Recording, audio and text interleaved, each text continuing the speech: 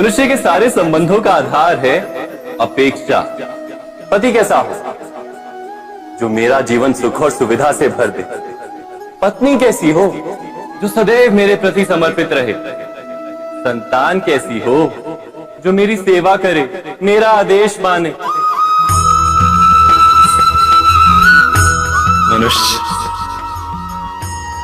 मनुष्य उसी को प्रेम भी कर पाता है जो उसकी अपेक्षा पूर्ण करता है। और अपेक्षा की तो नियति है भंग होना। कैसे?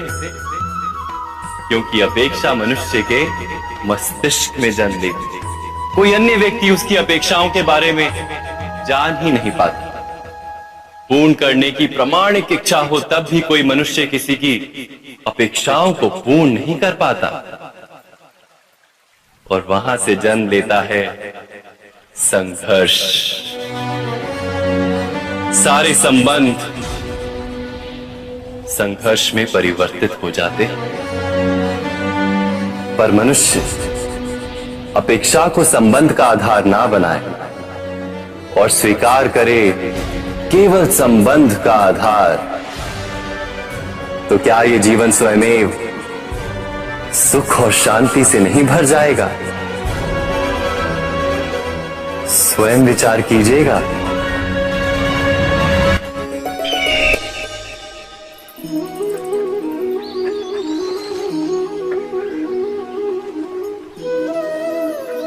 समय के आरंभ से ही मनुष्य को एक प्रश्न सदा पीड़ा देता है कि वो अपने संबंधों में अधिकतम सुख और कम से कम दुख किस प्रकार प्राप्त कर सकता है। क्या आपके सारे संबंधों ने आपको संपूर्ण संतोष दिया है? विचार कीजिए। हमारा जीवन संबंधों पर आधारित है। हमारी सुरक्षा संबंधों पर आधारित है। इसी कारण हमारे जीवन के सारे सुखों का आधार भी संबंध है।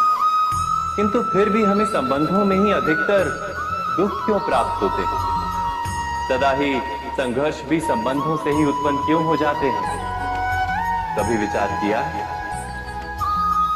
जब कोई व्यक्ति किसी अन्य व्यक्ति के विचार अथवा कार्य को स्वीकार नहीं करता, उसमें परिवर्तन करने का प्रयत्न करता है, तो संघर्ष जन्म लेता है। अर्थात जितना अधिक अस्वीकार उतना ही अधिक संघर्ष, और जितना अधिक स्वीकार उतना ही अधिक सुख। क्या ये वास्तविकता नहीं? यदि मनुष्य स्वयं अपनी अपेक्षाओं पर अंकुश रखे, अपने विचारों को परखे, किसी अन्य व्यक्ति में परिवर्तन करने का प्रयत्न ना कर स्वयं अपने भीतर परिवर्तन करने का प्रयास करे, तो क्या संबंधों में संतोष प्राप्त करना इतना कठिन? अर्थात क्या स्वीकार ही संबंध का वास्तविक अर्थ नहीं? स्वयं विचार कीजिए।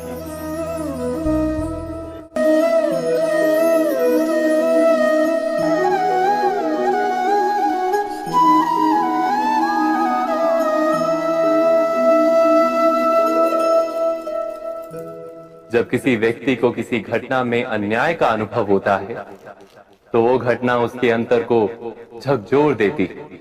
समस्त जगत उसे अपना शत्रु प्रतीत होता है। अन्याय लगने वाली घटना जितनी बड़ी होती है, मनुष्य का हृदय भी उतना ही अधिक विरोध करता है। उस घटना के उत्तर में वो न्याय मांगता है, और ये योग्य भी है। वास्तव में समाज में किसी भी प्रकार का अन्याय व्यक्ति की आस्था और विश्वास का नाश है। किंतु ये न्याय क्या है? न्याय का अर्थ क्या है? अन्याय करने वाले को अपने कार्य पर पश्चाताप हो और अन्याय भुगतने वाले के मन में फिर से विश्वास जगे समाज के प्रति। इतना ही अर्थ है ना न्याय का। किंतु जिसके हृदय में धर्म नहीं होता, वो न्याय को छोड़कर बैर और प्रतिशोध को अपनाता है। हिंसा के बदले प्रतिहिंसा की भावना लेकर चलता है। स्वयं भोगी हुई पीड़ा से कहीं अधिक पीड़ा देने का प्रयत्न करता है, और इस मार्ग पर चलते अन्याय को भुगतने वाला स्वयं अन्याय करने लगता है। शीघ्र ही वो अपराधी बन जाता है, अर्थात न्याय और प्रतिशोध के बीच बहुत कम अंतर होता है, और इसी अंतर का नाम है धर्म। क्या ये सत्य नहीं? स्वयं विचार कीजिए। दो व्यक्ति जब निकट आते हैं तो एक दूसरे के लिए सीमाएं और मर्यादाएं निर्मित करने का प्रयत्न अवश्य करते हैं। हम यदि सारे संबंधों पर विचार करें तो देखेंगे कि इन सारे संबंधों का आधार यही सीमाएं हैं जो हम दूसरों के लिए निर्मित करते हैं, और यदि अनजाने में भी कोई अन्य व्यक्ति इन सीमाओं को तोड़ता है तो उसी क्षण हमारा हृदय क्रोध से भर जाता है। इन सीमाओं का वास्तविक रूप क्या है? क्या हमने कभी विचार किया?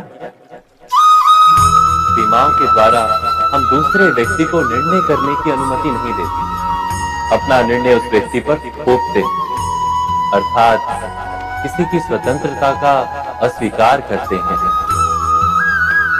और जब स्वतंत्रता का अस्वीकार किया जाता है तो उसका हृदय दुख से भर जाता है, और जब वो सीमाओं को तोड़ता है तो हमारा हृदय क्रोध से भर जाता है।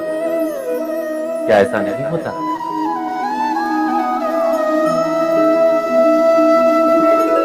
पर यदि एक दूसरे की स्वतंत्रता का सम्मान किया जाए तो किसी मर्यादाओं या सीमाओं की आवश्यकता ही नहीं होती, अर्थात जिस प्रकार स्वीकार किसी संबंध का देह है, क्या वैसे ही स्वतंत्रता किसी संबंध की आत्मा नहीं? स्वयं विचार कीजिए।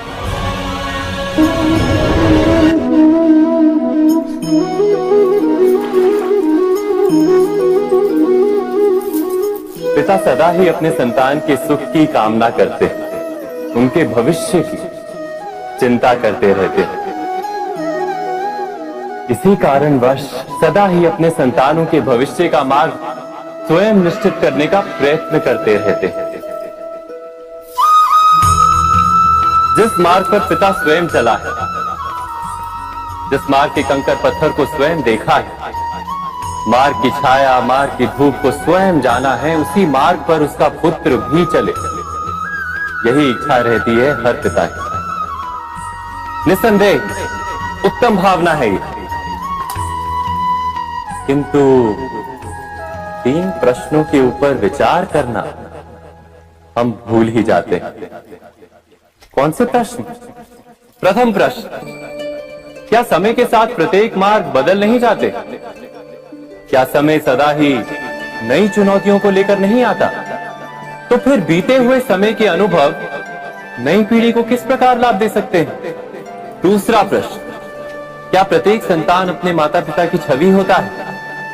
हाँ, संतानों को संस्कार तो अवश्य माता पिता देते हैं, किंतु भीतर की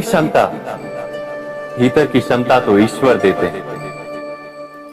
तो जिस मार्ग पर पिता को सफलता मिली है, विश्वास है कि उसी मार्ग पर उसकी संतानों को भी सफलता और सुख प्राप्त होगा। तीसरा प्रश्न, क्या जीवन के संघर्ष और चुनौतियां लाभकारी नहीं होती?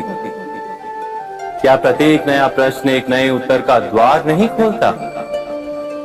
तो फिर संतानों को नए नए प्रश्नों, संघर्षों और चुनौतियों से दूर रखना, ये उनके लिए लाभ करना कहलाएगा या हानि पहुंचाना? अर्थात जिस प्रकार संतान के भविष्य का निर्माण करने के बदले उसके चरित्र का निर्माण करना श्रेष्ठ है, वैसे संतानों के जीवन का मार्ग निश्चित करने के बदले उन्हें नए संघर्षों के साथ जूझने के लिए मनोबल व ज्ञान देना अधिक लाभदायक नहीं होगा? स्वयं विचार कीजिए।